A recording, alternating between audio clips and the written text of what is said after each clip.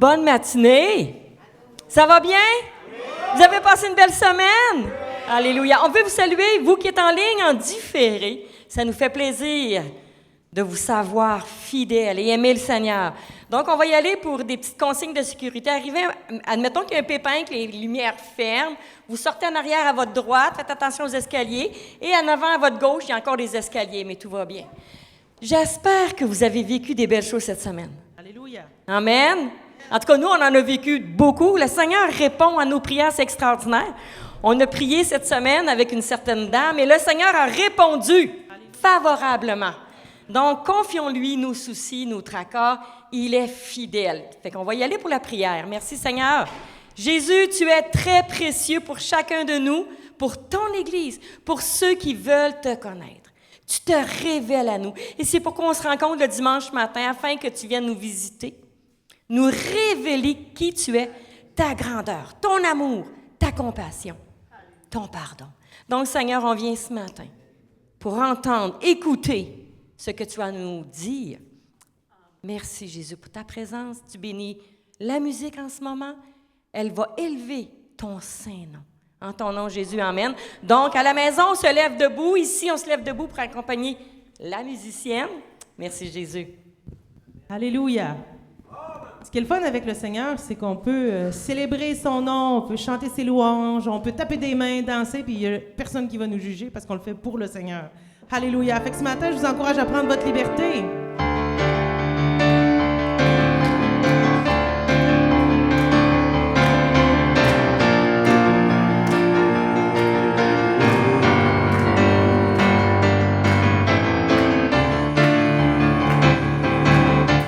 Jésus est Seigneur, Jésus est Seigneur, Jésus est Seigneur, Jésus est Seigneur de cette nation.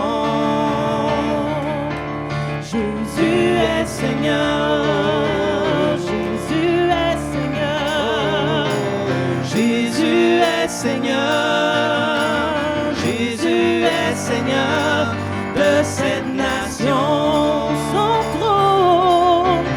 Son trône est fondé sur la justice. Son trône est fondé sur l'équité. Et son sang a vaincu l'ennemi de nos âmes. Il est le puissant libérateur. Jésus est Seigneur, Jésus est Seigneur, Jésus est Seigneur, Jésus est Seigneur de cette nation. Son trône est fondé sur la justice. Son trône est fondé sur l'équité. Et son sang a vaincu l'ennemi de nos âmes. Il est le puissant libérateur. Son trône est fondé sur la justice. Son trône est fondé sur l'équité.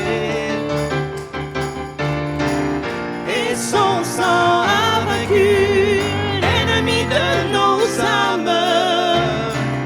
Il est le puissant libérateur.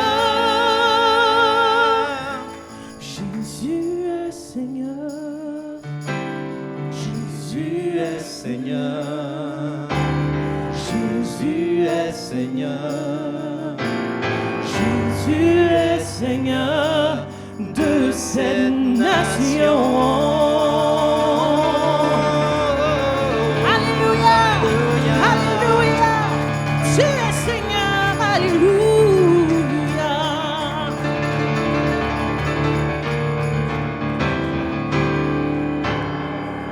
Alléluia.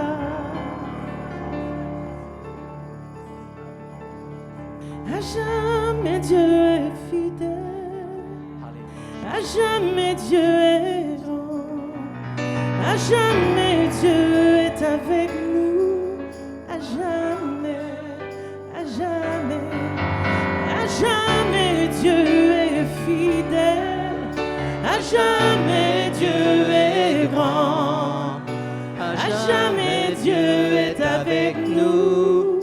À jamais, à jamais, à jamais.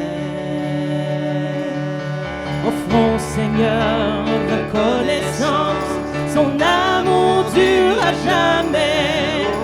Car il est bon, il est au-dessus de tout, son amour dure à jamais. Chantons, chantons, chantons, chantons. D'une main puissante et d'un bras tendu, son amour dure à jamais. Il nous donne une vie nouvelle, son amour dure à jamais. Chantons, chantons, chantons à notre Dieu. Chantons, chantons. À jamais Dieu est fidèle, à jamais Dieu est grand, à jamais Dieu est avec nous, à jamais, à jamais, à jamais Dieu est fidèle, à jamais Dieu est grand, à jamais Dieu est avec nous, à jamais, à jamais, à jamais. Du lever du soleil jusqu'à son couchant, son amour dure à jamais. Par la grâce de Dieu, nous persévérons, son amour dure à jamais. Chantons, chantons, chantons à notre Dieu, chantons, chantons. À jamais Dieu est fidèle, à jamais Dieu est grand, à jamais Dieu est avec nous, à jamais, à jamais, à jamais Dieu est fidèle, à jamais Dieu est grand, à jamais Dieu est avec nous, à jamais, à jamais, à jamais Dieu est fidèle, à jamais Dieu est grand, à jamais Dieu est avec nous, à jamais, à jamais, à jamais Dieu est fidèle, à jamais Dieu est grand, à jamais Dieu est avec nous, à jamais, à jamais, à jamais, à jamais, oh, Dieu est fidèle, jamais, à jamais, à jamais, à jamais, oh, à jamais, Dieu est fidèle, tu es le roi, le grand je suis, tu es fidèle, mon Dieu. Alléluia, alléluia. Oh, oh, tu es fidèle, mon Dieu. À jamais, à jamais, à jamais,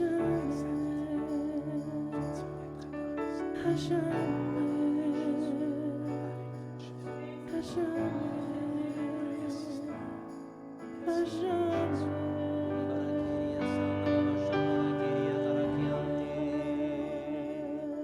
Alléluia, Jésus.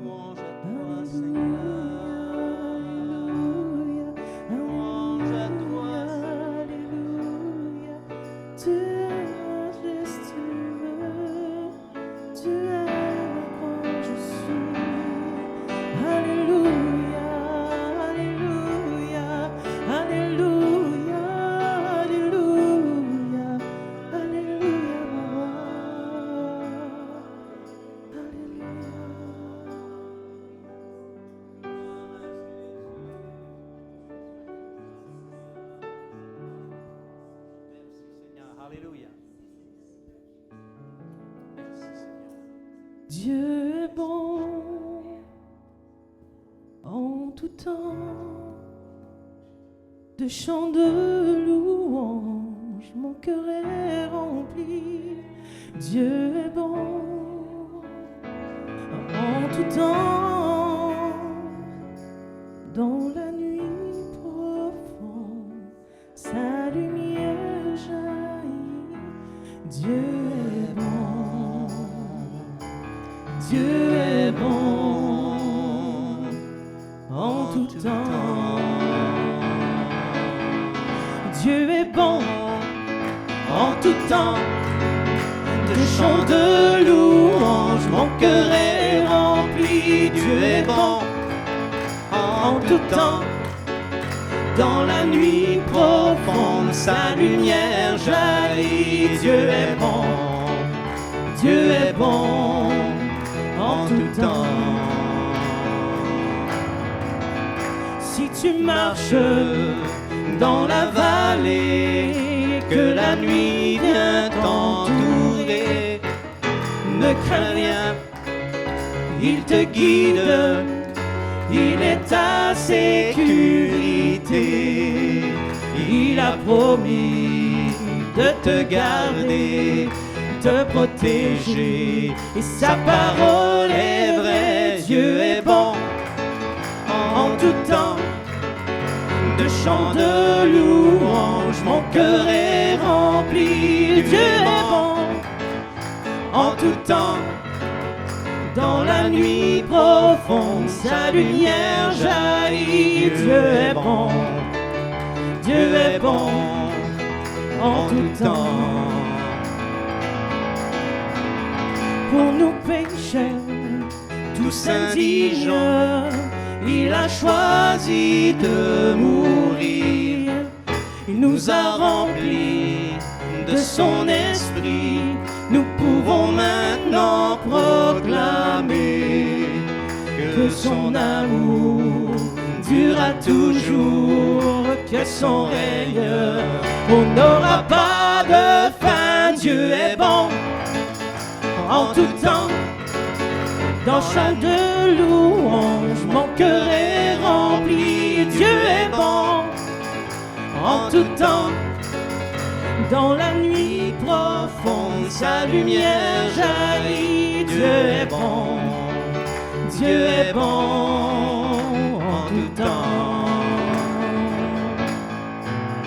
Parfois je ne comprends pas les plans que tu as pour moi.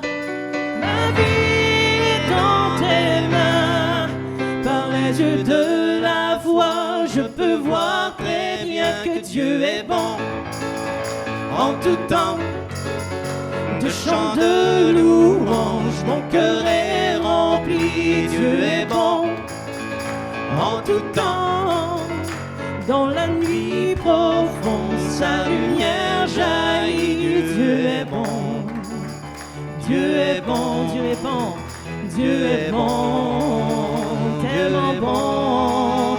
Dieu est bon, et si bon en tout temps.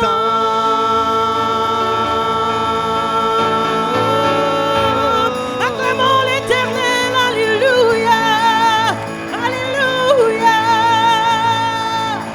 Merci Seigneur, tu es bon Seigneur, tu es merveilleux, tu es glorieux.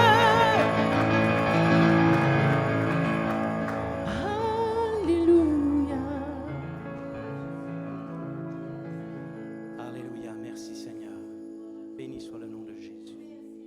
Béni soit ton nom.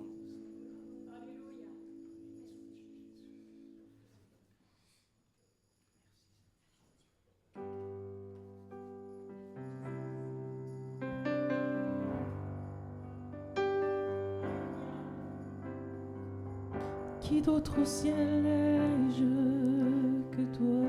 Qui d'autre au ciel ai-je?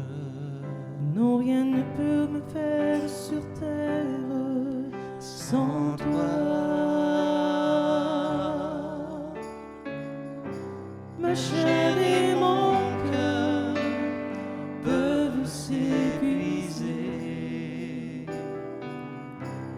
sera toujours ma force et mon rocher. Dieu est ma force et mon roc. Dieu est ma force et mon roc. Dieu est ma force et mon roc et mon bien toujours à jamais. Dieu est ma force et mon roc. Dieu est ma force et mon roc. Dieu est ma force et mon roc et mon bien toujours à jamais.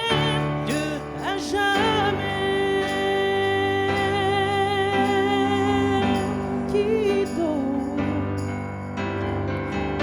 Qui d'autre au ciel ai-je que toi?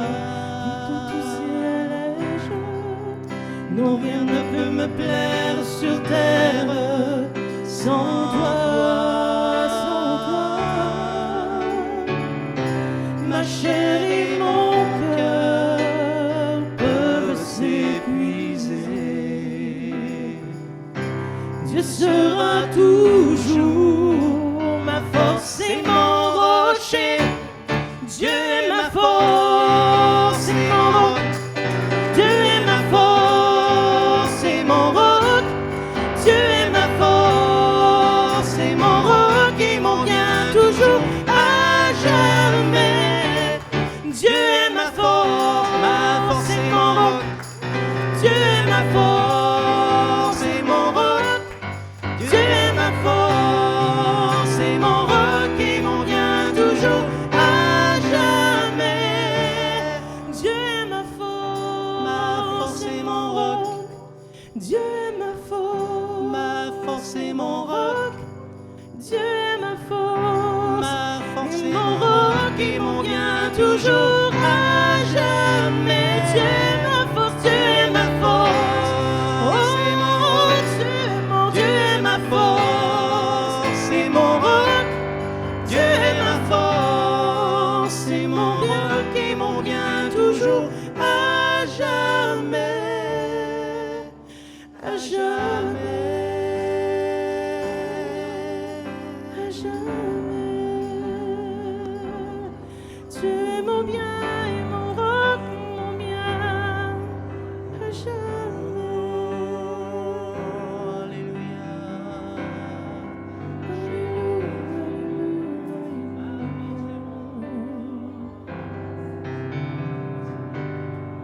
Dieu est mon roi, Dieu est mon rocher.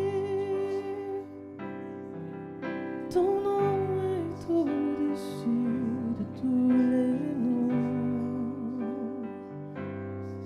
Tu es ma force, tu es mon roc, mon bien à jamais. Tu es ma force, tu es mon roc, tu es mon bien à jamais. Tu es ma force, tu es mon roc, tu es mon bien à jamais. Tu es ma force, tu es mon roc, mon bien à jamais. Dieu est ma force et mon roc.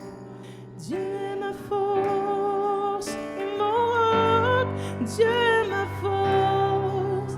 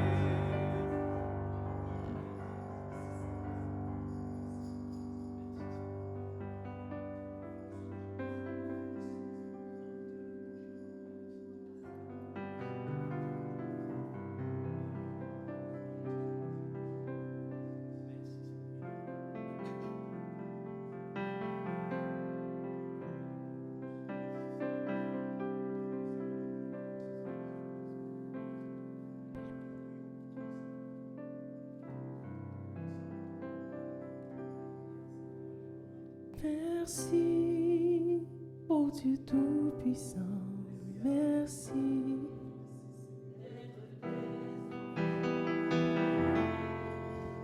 Par sa mort nous a rendu la vie. Merci, ô Dieu Tout-Puissant, merci d'être tes enfants, ton Fils. Par sa mort nous a rendu la vie.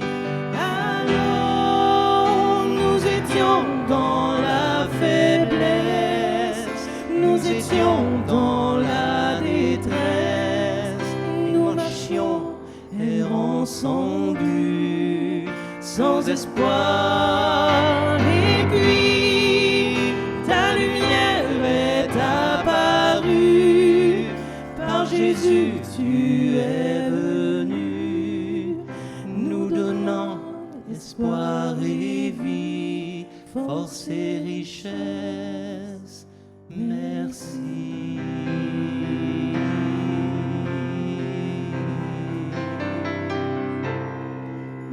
Merci, ô Dieu Tout-Puissant, merci d'être tes enfants, ton Fils. Par sa mort nous a rendu la vie.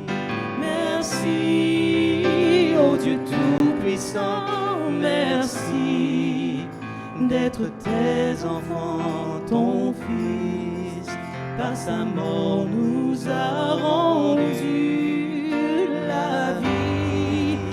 Alors nous étions dans la faiblesse, nous étions dans la détresse, et nous marchions errant sans but, sans espoir.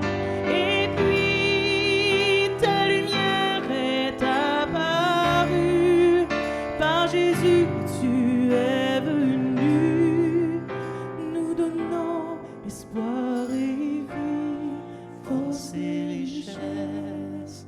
Merci.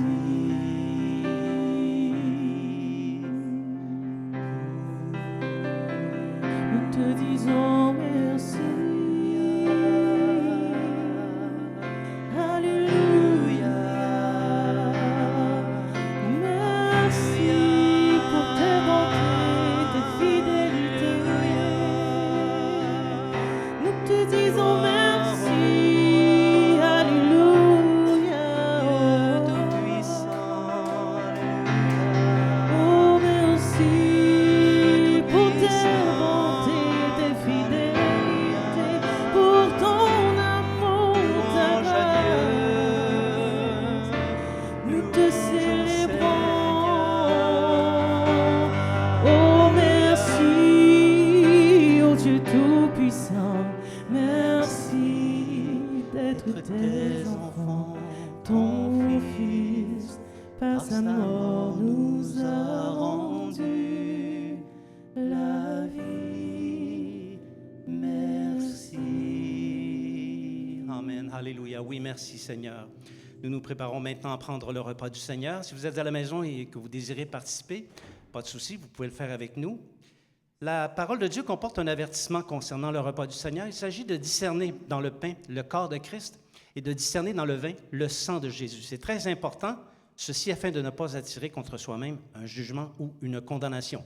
Mais si tu as fait de Jésus ton Seigneur et ton Sauveur, tu peux pleinement participer à la table du Seigneur. Alléluia. Ce n'est pas un péché qui devrait nous empêcher de communier, puisque la Bible dit, si on a péché, on n'a qu'à confesser notre péché, et le Seigneur est fidèle et juste pour nous le pardonner. Alléluia. L'Évangile nous rapporte comme ceci le dernier repas que Jésus a pris avec ses disciples. Pendant qu'il mangeait, Jésus prit du pain et prononça la prière de bénédiction. Puis il le rompit et le donna aux disciples en disant, « Prenez, mangez, ceci est mon corps. » Il prit ensuite une coupe et remercia Dieu.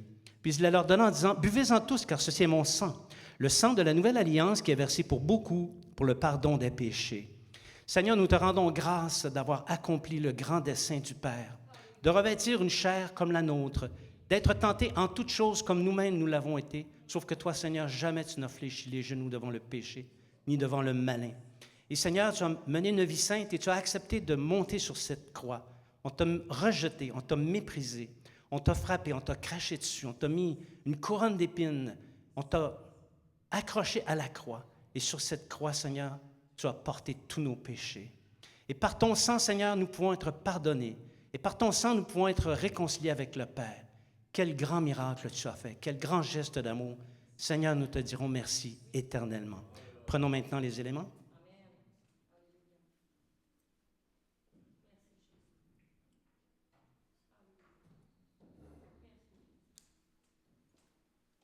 Amen, on peut reprendre le refrain. Alors, nous étions dans la faiblesse, nous étions dans la détresse, et nous marchions ensemble, sans espoir. Et puis, ta lumière est apparue, par Jésus, tu es venu, nous donnant espoir et vie, force et richesse. Merci. Merci, ô Dieu Tout-Puissant, merci d'être tes enfants, ton Fils, par sa mort nous a rendu la vie. Amen. Merci, ô Dieu Tout-Puissant, merci d'être tes enfants, ton Fils, par sa mort nous a rendu la vie. Merci. Amen. Oh oui. Amen. Alléluia. Merci Jésus. Alléluia. Alléluia. Alléluia. Merci. Tu es digne ce matin. Alléluia.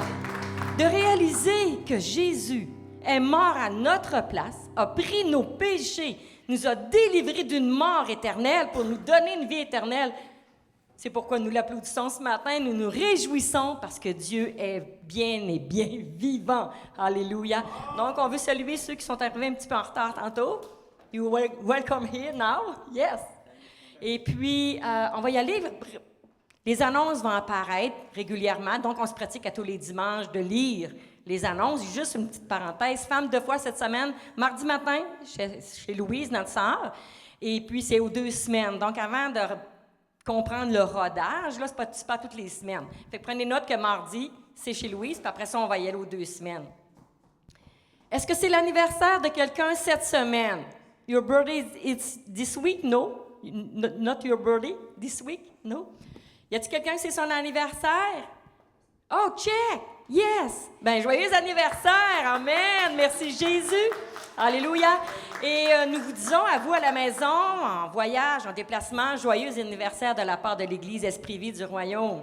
Merci Seigneur. Fait qu'on va y aller pour les besoins, les requêtes. Il y a une sœur qui m'a partagé une requête ce matin et je sais que beaucoup ont des requêtes. Parce que dans la vie, ça ne va pas toujours bien, même si on a le Seigneur, des fois on a des fardeaux. Donc, il est important de lui confier nos soucis, nos fardeaux, nos tracas et nos maladies. Alléluia. Seigneur Jésus, je te remercie. Premièrement, ta présence nous réconforte ce matin. Nous ne sommes pas seuls. Tu es avec nous. Tu nous donnes ton Saint-Esprit pour marcher dans tes voies. C'est pourquoi on ose venir devant toi, s'humilier, te présenter nos requêtes, nos soucis, nos fardeaux. Il y a beaucoup de personnes qui sont en souffrance. Il y a des décès à chaque jour. Il y a des gens qui pleurent à chaque jour. Et il y a des gens qui se convertissent et tes anges se réjouissent aussi. Donc, Seigneur, ce matin, tu viens mettre ta main de guérison sur tous ceux qui sont malades dans leur corps. Viens chercher qui tu veux venir chercher. Délivre qui tu veux délivrer. Guéris celui qui crée à toi, qui veut être guéri. Merci, Jésus, de bénir les offrandes aujourd'hui. Merci, Seigneur, parce que si on a une paye, c'est parce que c'est toi qui l'as décidé. Alléluia. Tu as décidé de nous donner un montant d'argent. C'est pourquoi ça nous fait plaisir de te redonner une partie qui te revient. Parce que tu es le Dieu Tout-Puissant. Tu dis, dans ta parole, l'or et l'argent t'appartiennent. Donc, on te redonne ce qui t'appartient avec plaisir. En ton nom, Jésus. Amen. Donc, en attendant que les gens viennent, dites à quelqu'un, vous m'avez manqué cette semaine? Vous m'avez manqué. Amen.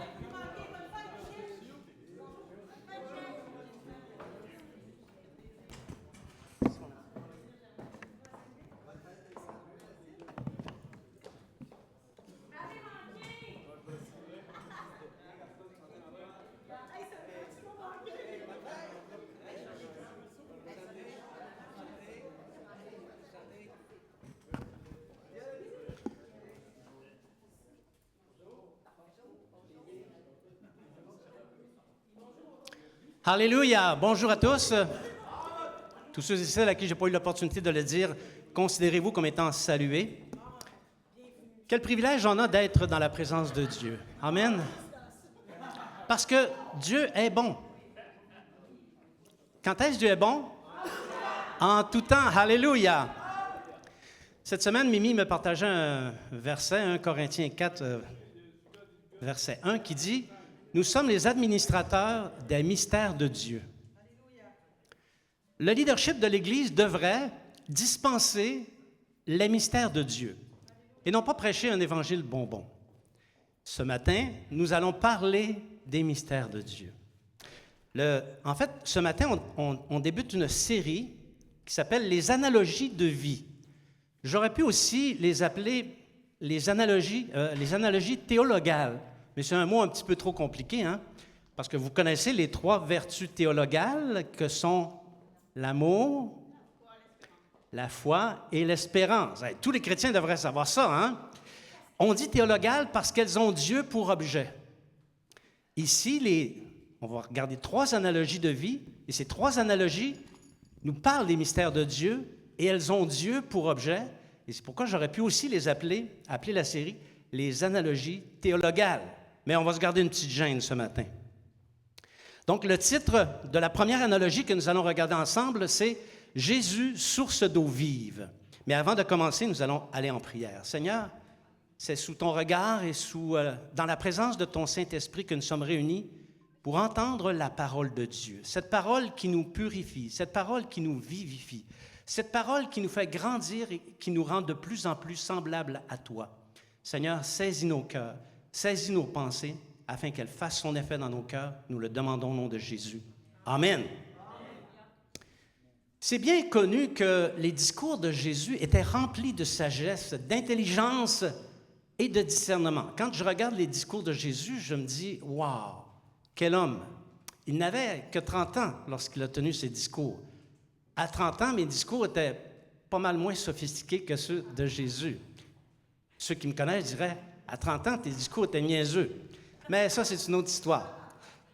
À ce jour, il n'y a personne qui a pu trouver de faille dans les discours de Jésus. Oui, parfois, il y a des choses plus difficiles, mais trouver des failles dans les discours de Jésus, ce n'est pas arrivé encore. L'une des caractéristiques des discours de Jésus, c'est l'utilisation abondante des paraboles. Et pour comprendre les paraboles, ça demandait un certain discernement. Il y avait des paraboles qui étaient faciles à comprendre, hein, comme la parabole du semeur, bien qu'il y a des mystères dans la parabole du semeur. Et il y en avait des plus difficiles, comme les paraboles du surintendant. Il y avait aussi certaines analogies qui étaient utilisées par Jésus. Et les analogies qu'il utilisait avaient pour but de le décrire lui-même. Donc, par l'analogie, Jésus décrivait sa propriété divine. Essentiellement, il y en avait 3. À ce jour, j'en ai pas vu d'autres que 3. Et chacune des analogies a la propriété de donner la vie. Jésus disait qu'il était la source d'eau vive. Il disait qu'il était la lumière des nations, le pain venu du ciel. Ce sont des analogies. Et ils ont conduit les religieux de son temps à penser qu'il était détraqué. En effet, quand quelqu'un dit « Celui qui me mange vivra par moi », on peut y voir une certaine déraison. Hein? Moi, ce n'est pas quelque chose que je dirais. Et s'il ajoute en plus « Je suis la lumière du monde », ça peut conduire les gens à penser que cet homme déraisonne. Ce qu'il faut savoir, c'est que Jésus avait la difficile mission de dire les vérités spirituelles concernant sa divinité sans que les incrédules ne comprennent. Il fallait qu'il parle sans que les méchants ne comprennent ce qu'ils disent. Je ne suis pas sûr que je serais capable de faire ça. Il y a déjà que quand je parle normalement, les gens ne comprennent pas, mais ça, c'est une autre histoire. Cette mission du Seigneur Jésus, elle était consignée dans les prophètes. Il fallait qu'il l'accomplisse. On va la lire, cette prophétie, dans l'Évangile de Matthieu, chapitre 13, versets 13 à 15. « C'est pourquoi je leur parle en parabole, parce qu'en voyant, ils ne voient point, et qu'en entendant, ils n'entendent ni ne comprennent. Et pour eux s'accomplit cette prophétie d'Ésaïe. Vous entendrez de vos oreilles, et vous ne comprendrez point. Vous regarderez de vos yeux, et vous ne verrez point. Car le cœur de ce peuple est devenu insensible. Ils ont endurci leurs oreilles, et ils ont fermé leurs yeux, de peur qu'ils ne voient de leurs yeux, qu'ils n'entendent de leurs oreilles, qu'ils ne comprennent de leur cœur, qu'ils ne se convertissent et que je ne les guérisse. » Alors, vous voyez, c'était tout un défi que Jésus avait. Les incrédules au cœur endurci ne pouvaient pas comprendre parce que leur méchanceté, jointe à leur pseudo-religion pure, parce que les pharisiens de ce temps disaient que leur religion était pure, les deux ensemble les empêchaient de comprendre ce que Jésus disait.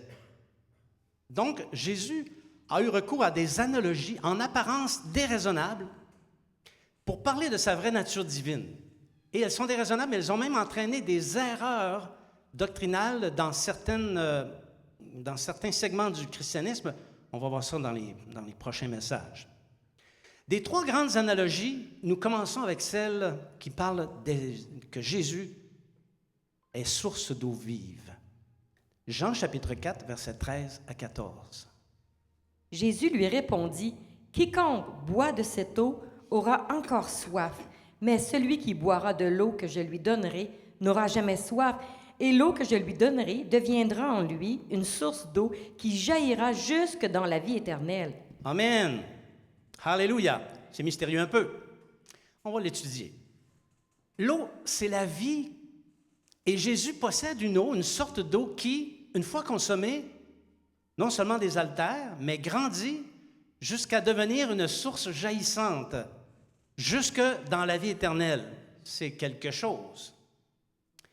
Alors, quelles sont les vertus de l'eau spirituelle dont Jésus parle?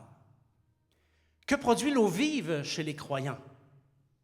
Reste-t-il des événements à se produire dans les prophéties touchant l'eau dans le désert? C'est le sujet dont nous allons parler ce matin. Est-ce que vous êtes avec moi? Alléluia. Les vertus spirituelles de l'eau. Bon, on connaît tous, on pense qu'on connaît tout ce qu'il y a à connaître sur l'eau, de l'eau naturelle, mais la vertu première de l'eau naturelle, c'est la vie. Sans eau, pas de vie. Tout ce qui vit, le règne des bestioles, le règne végétal et le règne animal, a besoin d'eau, ou même est constitué d'eau. L'eau est nécessaire pour se désaltérer, pour se laver. Là-dessus, il y en a qui en consomment pas beaucoup d'eau, Il y en a d'autres qui en consomment un peu plus. L'eau est utile pour préparer les aliments. L'eau parle aussi de certains principes spirituels. L'un des premiers principes spirituels que nous parle l'eau spirituelle, c'est le baptême. Parce que autant l'eau donne la vie, autant elle peut tout faire mourir. C'est par le moyen de l'eau que Dieu a détruit la terre lors de la première phase de la création, lors du déluge. La terre avait été tirée et formée au moyen de l'eau, et elle fut submergée, et nulle créature n'a survécu, sauf 8 personnes. L'apôtre Pierre indique que le salut de ces 8 personnes au travers de l'eau est une figure du baptême. Donc, première application spirituelle de l'eau, c'est le baptême. C'est parce que ces 8 rescapés, après le déluge, ils avaient pris l'engagement d'avoir une bonne conscience envers Dieu parce qu'ils savaient que Dieu pouvait tout détruire. Et c'est connu historiquement que les hommes, d'après le déluge, avaient une grande crainte de Dieu. Ça s'est perdu avec le temps, on comprend. Mais dans les premières générations, après le déluge, ils avaient beaucoup la crainte de Dieu. Alors, ils avaient bonne conscience envers Dieu. Et pour notre part, Jésus-Christ nous a sauvés par sa résurrection. Nous sommes un peu comme les rescapés du monde perdu, et par la résurrection du Seigneur, nous nous engageons dans la bonne conscience, j'espère du moins, que nous sommes engagés dans la bonne conscience envers Dieu. Il est là le rapprochement avec le baptême. Il y a une autre image du baptême, et c'est l'apôtre Paul qui la partage. Elle est plus spirituelle, dans 1 Corinthiens chapitre 10, versets 1 à 2. « Frères, je ne veux pas que vous ignoriez que nos pères ont tous été sous la nuée, qu'ils ont tous passé au travers de la mer, qu'ils ont tous été baptisés en Moïse dans la nuée et dans la mer. » Alléluia. Le passage des Israélites à travers l'eau de la mer des joncs était une figure du baptême parce qu'après avoir traversé la mer, Dieu a roulé le joug. Hein, c'est écrit, « Je roule le joug de l'Égypte de dessus ta tête. » Et c'est ce qui s'est passé. Donc, nouvellement racheté par Dieu, Israël pouvait entrer dans le chemin de la bonne conscience. Un rocher qui donne de l'eau.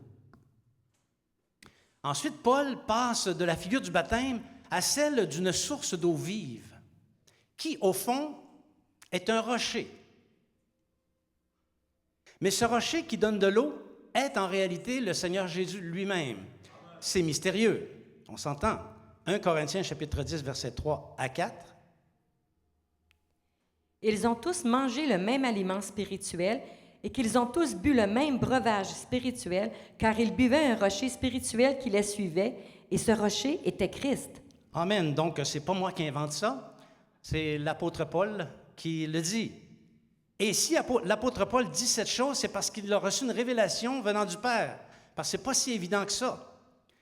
Quand on va voir le passage dont il est mention de la part de l'apôtre Pierre, c'est pas si évident que ça parle du Seigneur Jésus. Exode chapitre 17, versets 5 à 6. « L'Éternel dit à Moïse, « Passe devant le peuple et prends avec toi des anciens d'Israël. Prends aussi dans ta main ta verge avec laquelle tu as frappé le fleuve et marche. Voici, je me tiendrai devant toi sur le rocher d'Horeb. Tu frapperas le rocher et il en sortira de l'eau et le peuple boira. Et Moïse fit ainsi aux yeux des anciens d'Israël. » Amen. Alléluia. Donc, vous voyez, c'est pas si évident que ça parle de Jésus, mais on sait, hein, parce que Jésus l'a dit, « Je suis la source d'eau vive. » Le bâton de... Tu peux mettre l'image, Jean-Philippe? Le bâton de Moïse représentait l'autorité de Dieu. Ça, c'est le rocher que Moïse a frappé. Le rocher s'est fendu, il en est sorti de l'eau. Puis on va s'arrêter un petit peu pour penser à ça. Okay?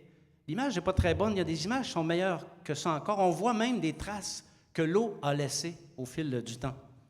Alors, le bâton de Moïse représentait l'autorité de Dieu, et c'est avec ce bâton que Moïse avait opéré toutes sortes de prodiges avec les Égyptiens avant qu'ils traversent la mer. Il avait frappé l'eau du Nil, et l'eau du Nil était devenue du sang. Cette fois-ci, en frappant non pas le fleuve, mais en frappant le rocher, un fleuve d'eau vive jaillit du rocher le plus dur. Et c'était un vrai fleuve. Tu sais, des fois, on fait une image mentale, on se dit, bon, il a frappé, et puis il y a une petite fontaine d'eau qui est sortie, puis les gens allaient boire. Mais non, c'est un fleuve qui sortait de ce rocher. Parce que dans le désert, sous la conduite de Moïse, il y avait environ 1,5 million d'Israélites avec lui. Avec leurs troupeaux, il me semble que ça boit, ce monde-là. Il me semble. Il me semble qu'il devait se laver un peu aussi, hein? Il me semble qu'il devait faire de la bouffe. Ça prend de l'eau pour faire de la bouffe. On estime que dans le monde actuel, pour vivre décemment, c'est-à-dire si tu n'as pas cette quantité d'eau, tu es en déficience. Tu ne pourras pas vivre décemment. Tu ne pourras pas faire les choses normales de la vie. Il semblerait que chaque personne consommerait en moyenne, pour tous ses besoins, 50 litres d'eau par jour. Au Québec, on en consomme 400 litres par jour. Je fais une petite recherche et puis c'est ça que ça m'a dit. Alors, sur la base de cette moyenne, 50 litres par jour, il aurait fallu 75 millions de litres pour satisfaire les besoins des Israélites à chaque jour. 75 millions de litres d'eau, c'est de l'eau. Une petite fontaine qui sort gros comme mon pouce ne suffirait pas, hein? à la tâche. Alors, il fallait effectivement que ce rocher ait fait jaillir un fleuve d'eau vive. Et c'est cette image-là qui est utilisée par Jésus pour décrire sa nature divine. Et c'est aussi cette image qui fait dire à Paul que le rocher était Christ. Christ suivait les Israélites, et ça ne fait aucun doute. Partout où ils allaient, Christ était là. Jésus était le rocher spirituel qui abreuvait le peuple dans le désert, et ça a duré 40 ans. C'est très miraculeux. En réfléchissant à ça, je me disais, il me semble que j'aurais aimé ça être là. Sachant toutes ces choses-là, j'aurais aimé ça les voir, puis contempler le miraculeux et vivre le miraculeux. Malheureusement, ce n'est pas possible. Mais un jour, peut-être, Dieu nous fera voir ces choses-là. L'eau vive, le Saint-Esprit. Vous êtes toujours avec moi? On dispense les mystères de Dieu, n'est-ce pas? L'eau naturelle désaltère le corps naturel et répond à tous ses besoins. Et c'est là ce que Jésus dit. Quiconque boit de cette eau aura encore soif. Il parle de l'eau naturelle. Or, il est notoire que l'âme aussi a besoin d'être désaltérée. Il m'arrive parfois d'avoir soif dans l'âme. Ça m'arrive parfois.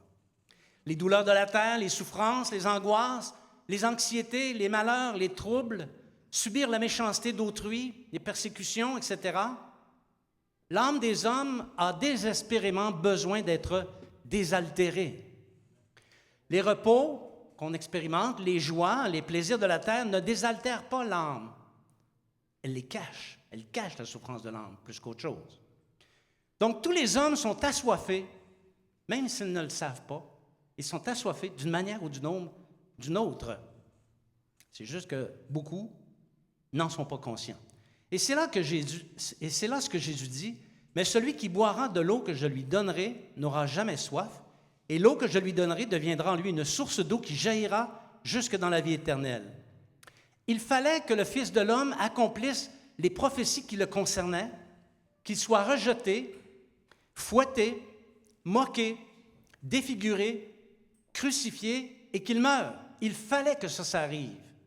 Il fallait aussi qu'il ressuscite le 3e jour. En plus, il fallait qu'il donne des preuves de sa résurrection, pas à tout le monde, à ceux qu'il a choisis. Et pendant 40 jours, Jésus, ça c'est les Actes des Apôtres qui nous disent ça, pendant 40 jours, Jésus a donné des preuves de sa résurrection à ses disciples. Et ces 40 jours-là, au terme de ces 40 jours-là, Jésus est monté vers son Père et notre Père. Alors Jésus demande, avant de monter dans le ciel, Jésus demande à ses disciples d'attendre la promesse que le Père a faite, la promesse d'un autre baptême, par une eau non naturelle, mais une eau spirituelle qui ne tarira jamais. Au contraire de l'eau naturelle qui s'évapore, qui s'assimile dans l'organisme et qui maintient constamment un état de soif, si tu as bu de l'eau ce matin, à mon avis, tu vas en boire encore dans l'après-midi. Alors, cette eau spirituelle, contrairement à l'eau naturelle, grandit et devient un fleuve qui jaillit jusque dans l'éternité. Actes chapitre 1, versets 4 à 5.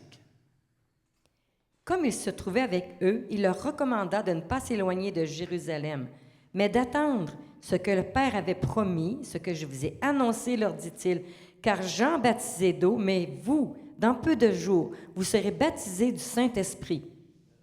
Alors voilà, ça fait le tour de l'analogie. C'est la nature de cette eau promise par Jésus. C'est le baptême du Saint-Esprit. C'est ça qu'il voulait dire en utilisant l'analogie de la source d'eau vive pour décrire une partie de sa divinité.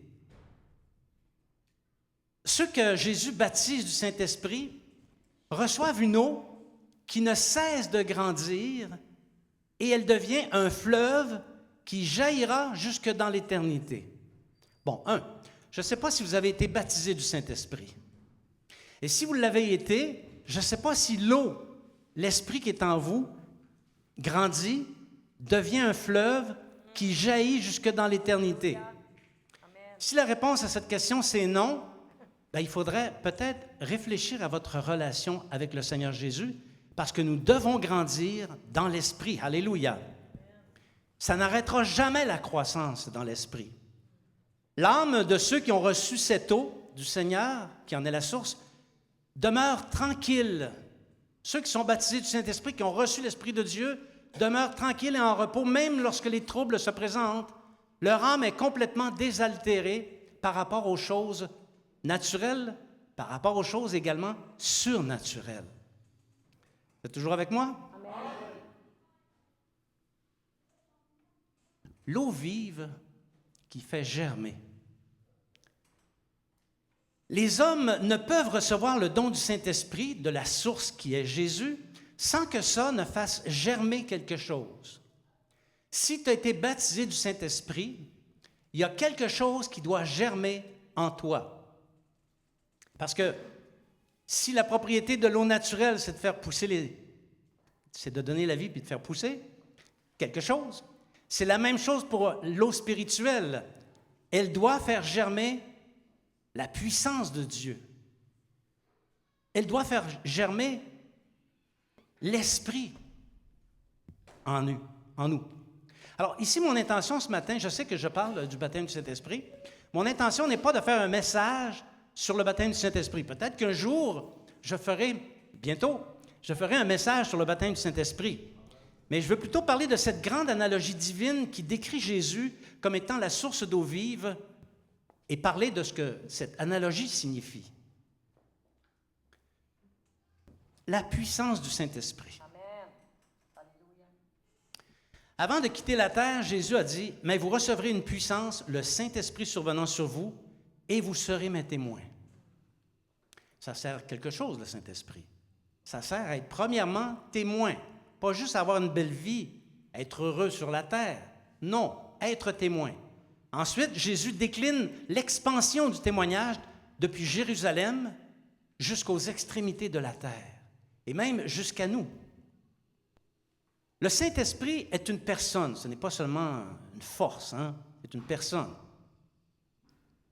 Mais celui sur qui le Saint-Esprit est déversé reçoit une puissance. Je me souviens, quand j'étais jeune chrétien, je recherchais le baptême du Saint-Esprit et je ne le trouvais pas. Et un jour, un pasteur a posé sa main sur ma tête et j'ai reçu l'Esprit Saint. De timide et gêné que j'étais pour parler des choses du royaume de Dieu, je me suis mis à parler du Seigneur avec assurance et à accomplir d'autres choses qui m'ont conduit ici aujourd'hui. Alors, celui qui reçoit le baptême du Saint-Esprit reçoit la même puissance que celle qui reposait sur Jésus. Ceux qui l'ont reçu peuvent, voire doivent faire la même chose que Jésus.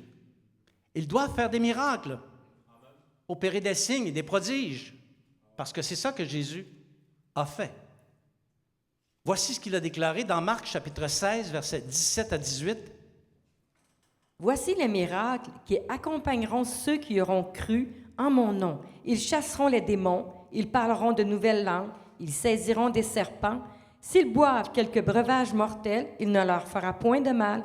Ils imposeront les mains aux malades et les malades seront guéris. » Amen. Alléluia. Ça ne se produit pas, là, les deux pieds sur la bavette du poêle, OK? Ou dans le salon, en regardant la télévision. Ça se produit quand on rend témoignage à une personne, à des personnes, à des groupes, à des foules. Jésus a dit ces choses-là, mais on aurait pu en rajouter parce qu'on apprend par l'enseignement des apôtres qu'il y a d'autres choses qui accompagnent la puissance du Saint-Esprit. Et si je rends grâce au Seigneur de ce qu'il a écrit, ils parleront de nouvelles langues, ce qui fait échec à ceux qui disent que depuis l'avènement du Nouveau Testament, il n'y a plus de nécessité de faire les dons spirituels ou d'être baptisé du Saint-Esprit. Il y a toujours nécessité d'être baptisé du Saint-Esprit parce que c'est l'un des signes qui accompagne ceux qui ont cru. Alléluia!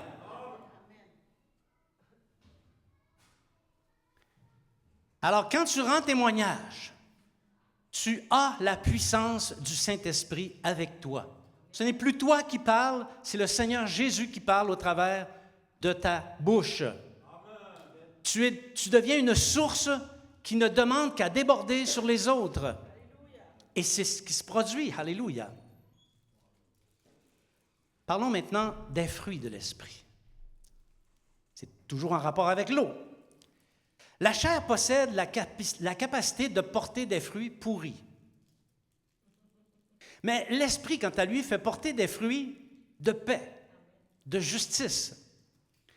La vie des disciples qui ont reçu le don du Saint-Esprit doit faire germer le fruit de l'esprit. Galates 5, 22, 23.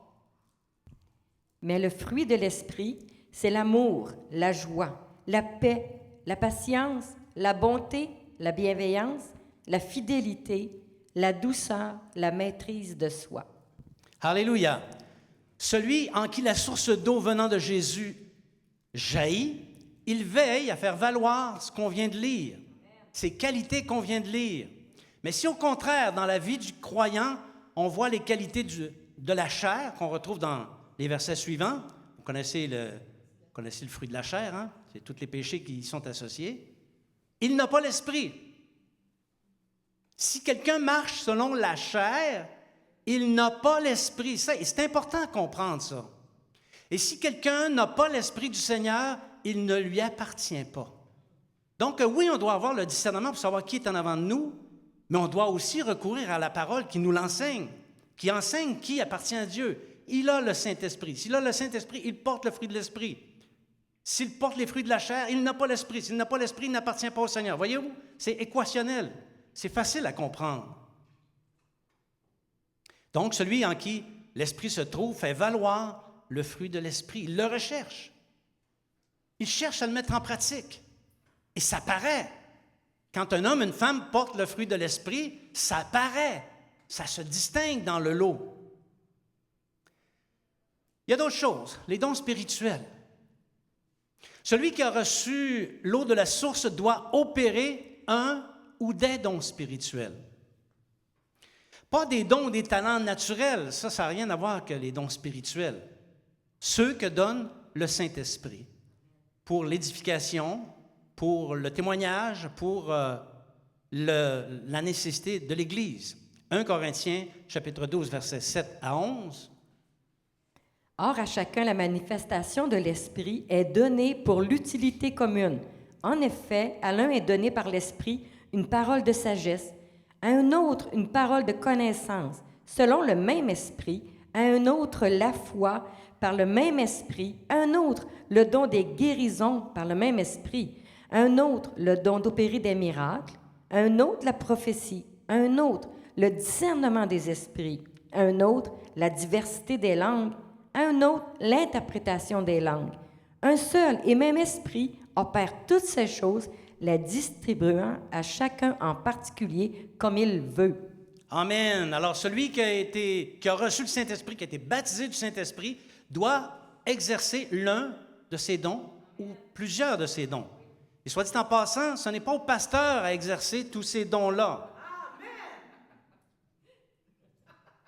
Il appartient à chaque disciple d'être baptisé du Saint-Esprit et d'opérer les dons spirituels. Est-ce que tu opères l'un des dons spirituels? Non, je te dis, nous en avons besoin.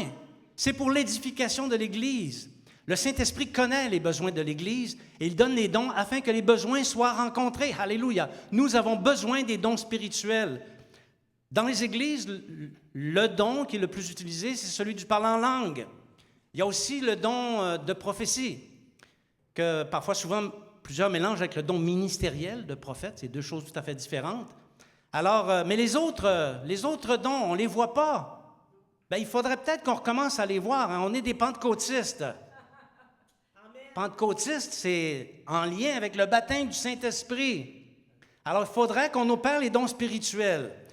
Bon, aujourd'hui, je ne pourrais pas faire la description de chacun des dons spirituels qu'on vient de voir, mais je veux mettre l'emphase sur ce que le donateur de l'eau vive de l'Esprit a dit. En mon nom, ils parleront de nouvelles langues. Et ça, c'est un signe qu'ils ont reçu l'Esprit. Alléluia! Est-ce que tu parles en langue? Oui. Je n'attendais pas de réponse ici, là.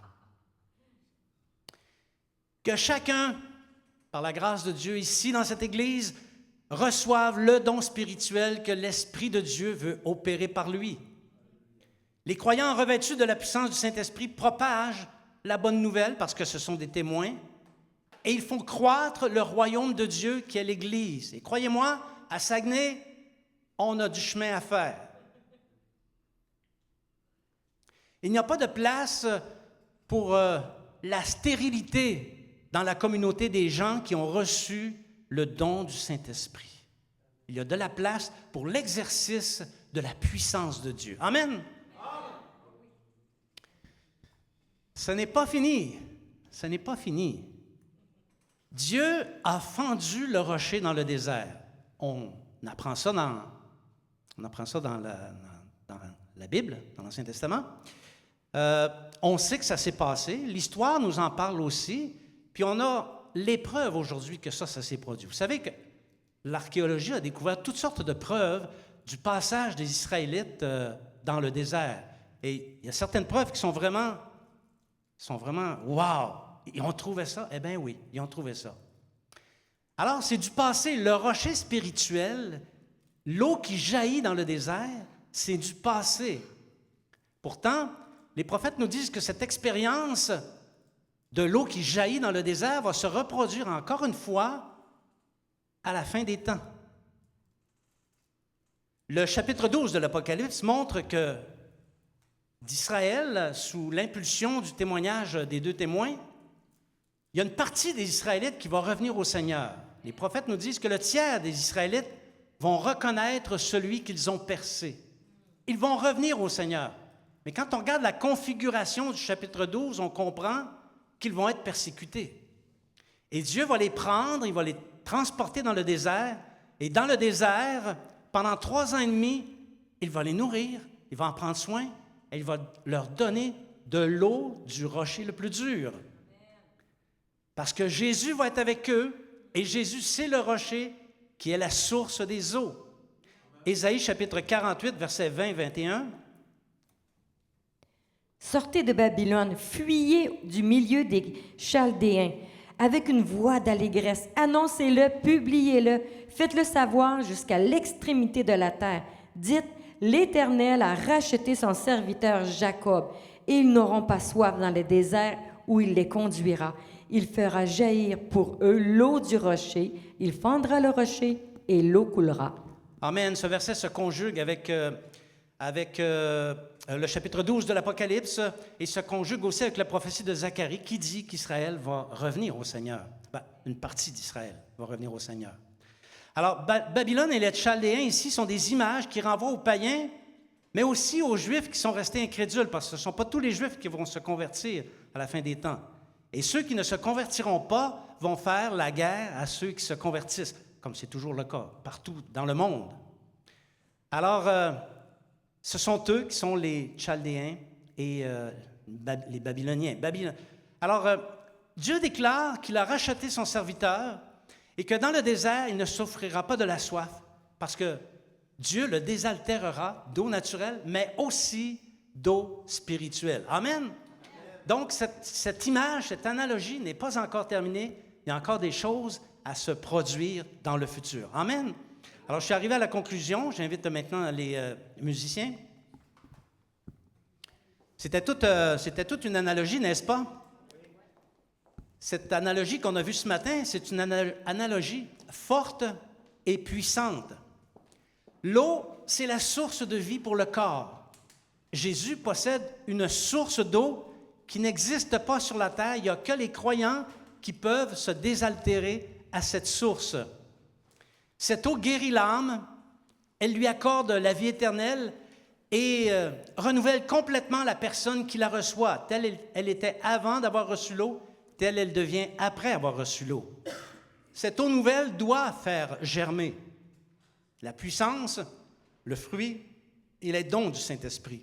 Et c'est là le dessein de Dieu pour les croyants, la volonté de Dieu. Christ est notre rocher spirituel qui nous suit partout dans notre vie terrestre. Si tu es dans l'épreuve, tu n'es pas seul. Il y a le Saint-Esprit avec sa source d'eau vive qui est avec toi. Alléluia. Il nous désaltère, même dans les temps difficiles, d'une eau qui est intarissable. Son œuvre n'est pas terminée. Il doit encore désaltérer l'Église judéenne dans le désert lorsque paraîtra l'Antéchrist. Et au terme de tout ça, quand tout ça va être terminé, quand Jésus reviendra sur la terre pour faire justice aux siens, alors on va baigner dans la joie. On va être submergé de joie. Et avec Dieu, le Saint-Esprit, la communauté des justifiés et le Seigneur, nous ne ferons qu'un et notre félicité sera éternelle. Amen. Je vous invite à vous lever. On va chanter un chant. Offrons, Seigneur, reconnaissant, son amour dure à jamais, car il est bon, il est au-dessus de tout. Son amour dure à jamais. Chantons, chantons, chantons, chantons. D'une main puissante et d'un bras tendu, son amour dure à jamais. Il nous donne une vie nouvelle, son amour dure à jamais. Chantons, chantons, chantons, chantons.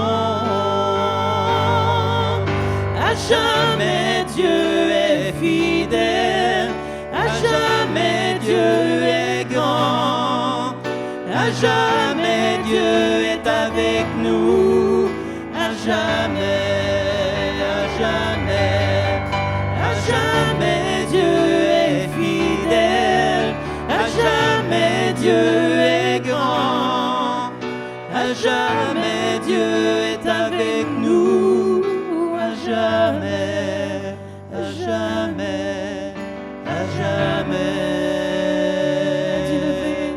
Du lever du soleil jusqu'à son couchant, son amour dure à jamais.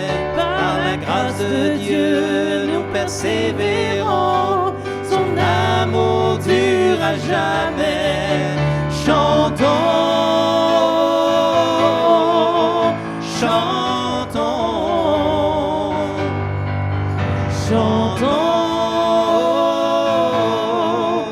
chantons.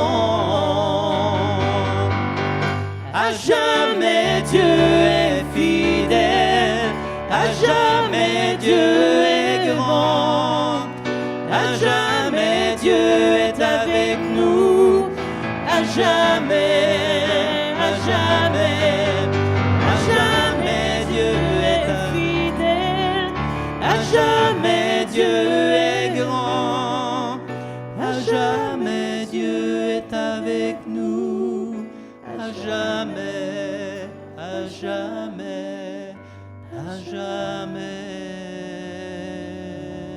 Oh, alléluia. Merci Seigneur. Seigneur Jésus, nous te rendons grâce pour cette parole. Nous te rendons grâce pour ton Saint-Esprit que tu nous as envoyé de là-haut quand tu es monté vers ton Père. Seigneur, nous prions afin que ce Saint-Esprit repose sur chacun de nous, que nous soyons baptisés du Saint-Esprit. Cette eau vive qui va grandir et qui va jaillir jusque dans l'éternité, Seigneur, nous le demandons. Peut-être on ne l'a pas reçu, donne-nous le baptême du Saint-Esprit. Peut-être on s'est refroidi, Seigneur. Fais jaillir à nouveau en nous ce Saint-Esprit afin que nous puissions accomplir pleinement les œuvres du Père, à commencer par rendre témoignage à tous ceux et celles que nous croisons sur le chemin de la vie. Seigneur, merci pour ce que tu fais dans nos vies. Merci pour cette eau que tu nous as donnée. Et c'est au nom de Jésus que nous prions. Amen. Alléluia. Si quelqu'un a besoin de prière, il peut avancer pendant que je vais faire la prière de conclusion. Et puis, Jennifer va nous conduire dans un dernier chant. Merci, Seigneur. Seigneur, merci pour ce temps qu'on a passé dans ta présence. Je te prie de bénir tes disciples, de les garder chacun dans son chemin de vie, que chacun soit victorieux et que chacun marche dans la puissance du Saint-Esprit. C'est au nom de Jésus que nous prions. Amen. Alléluia. Bien-aimés, n'oubliez pas de rendre témoignage. Vous avez ce qu'il faut pour rendre témoignage. Vous avez le Saint-Esprit. N'oubliez pas de vous tenir dans la compagnie de ceux qui, comme vous, aiment le Seigneur. Et d'ici la prochaine fois qu'on se revoit, que le Seigneur fasse luire sa face sur vous abondamment. Alléluia. Qui d'autre au ciel ai-je que toi? Non, rien ne peut me plaire sur terre sans toi. Ma chair et mon cœur peuvent s'épuiser. Tu seras toujours ma force et mon rocher. Dieu est ma force et mon roc. Dieu est ma force et mon roc. Dieu est ma force et mon roc et mon bien toujours à jamais. Dieu est ma force et mon roc. Dieu est ma force et mon roc. Dieu est ma force et mon roc et mon bien toujours à jamais. Dieu est ma force et mon roc. Dieu est ma force et mon roc. Dieu est ma force et mon roc et mon bien toujours à jamais. À jamais. À jamais. Alléluia. Alléluia. Alléluia. Alléluia. Que le Seigneur vous bénisse abondamment. Bonne semaine.